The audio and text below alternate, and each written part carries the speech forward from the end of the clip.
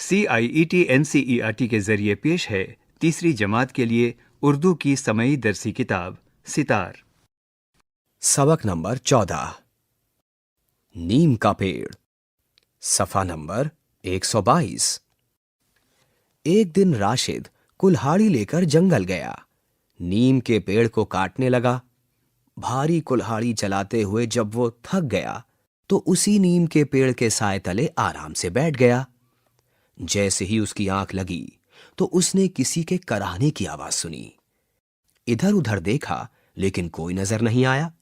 सोचने लगा, कौन हो सकता है जो करा रहा है। सफ़ा नंबर 123। ये सोचते हुए फिर कुल्हाड़ी हाथ में ली और बड़बड़ाने लगा, होगा कोई, मुझे क्या। जैसे ही उसने कुल्हाड़ी को दरख्त पर मारा तो उसके कानों में एक आवाज आई, ठहरो, तुम नहीं जानते हो मैं तुम्हारे कितने काम आ सकता हूं।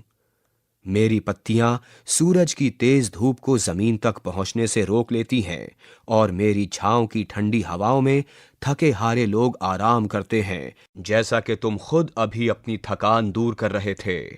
सफ़ा नंबर 124। मेरी पत्तियां इतनी ऑक्सीजन बनाती हैं कि अगर आप इतनी ऑक्सीजन बाजार से खरीदोगे तो कई हजार रुपयों में भी नहीं मिलेगी। ऐ नादान, अपने घर के कपड़ों के संदूक खोल कर देखो, उसमें तुम्हारी अम्मी ने मेरी सूखी पत्तियां रखी हुई होंगी, क्योंकि मेरी सूखी पत्तियों से कपड़ों में कीड़ा नहीं लगता। मेरी सूखी पत्तियां कीड़ों से अनाज की भी हिफाजत करती हैं। इसके अलावा मेरी सूखी पत्तियों का धुआं करने से मक्खी, मच्छर और बहुत से कीड़ों से भी निजात मिलती है। मेरी छाल भी बहुत काम की है। इसको पीस कर दवाएं बनाई जाती हैं, जिसके खाने से खून साफ होता है और पेड़ के कीड़े मर जाते हैं। मेरी पत्तियों को उबालने के बाद उससे अगर नहाया जाए तो खारिश, फोड़े, फुंसी, खुजली वगैरह जैसे जिल्दी इमराज से भी निजात मिल सकती है। मेरे फल को निबोली या निमकोली कहते हैं। इसकी गुठली से तेल निकाला जाता है। इस तेल से बना हुआ साबुन भी फोड़े और फुंसियों के लिए बहुत मुफीद है। क्या तुमने कभी मेरी नरम नरम टहनी की मिसवाक से दांत साफ किए हैं?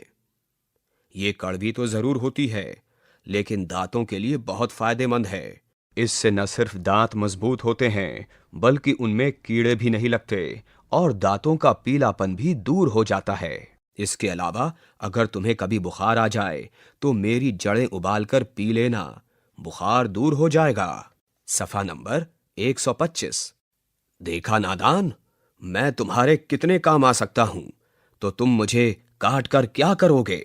राशिद हैरत भरी निगाहों से नीम के पेड़ को देखता रहा। वो गहरी सोच में डूब गया। पेड़ आदमी की आवाज में बोल नहीं सकता, फिर ये क्या माजरा है।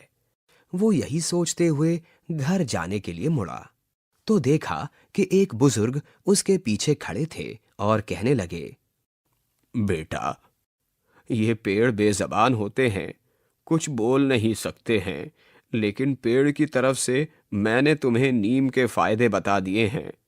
हर पेड़ में कुछ ना कुछ खूबियां होती हैं। ये सुनने के बाद राशिद ने अहद किया कि आज के बाद कभी किसी पेड़ को काटने की कोशिश नहीं करूंगा और ना किसी को काटने दूंगा। सफ़ा नंबर 126। मश्क। पढ़िए और समझिए। तले, नीचे। तपिश, गर्मी। कराहना, तकलीफ से निकलने वाली धीमी आवाज। छांव, साया। माजरा, वाकया। नादान, नासमझ।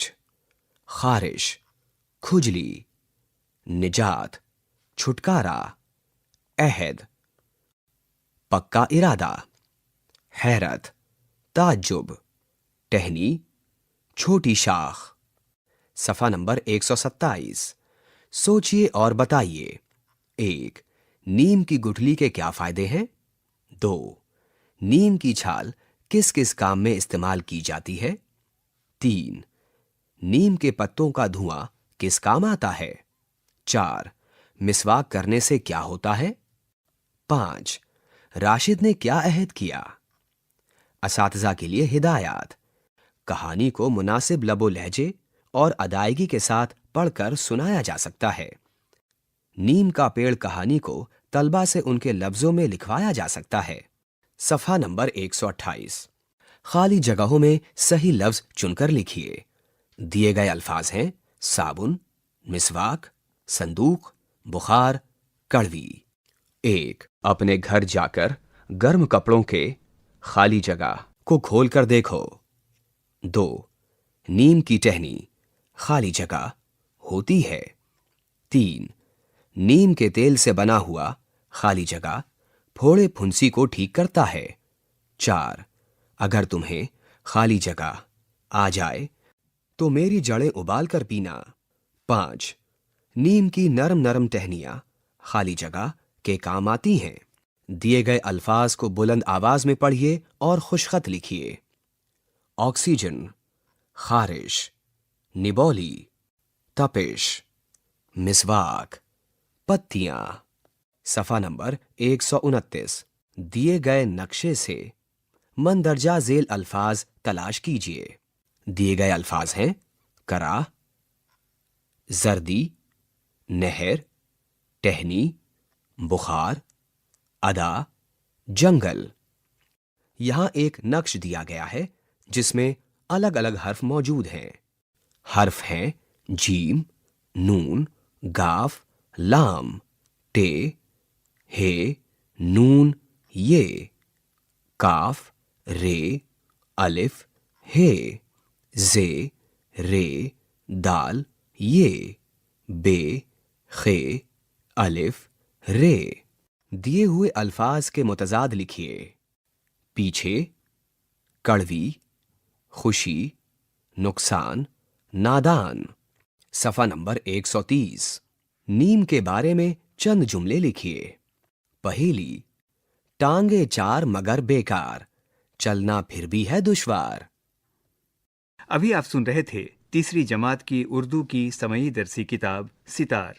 समई रिकॉर्डिस्ट मयंक कुमार। निर्माण सहयोग चेतना शर्मा। समई फनकार सुंबुल शकील और फरहान अली नकवी। हिदायत और तख्लीक कार विमलेश चौधरी। यह किताब CIET NCERT नई दिल्ली भारत के जरिए पेश की गई।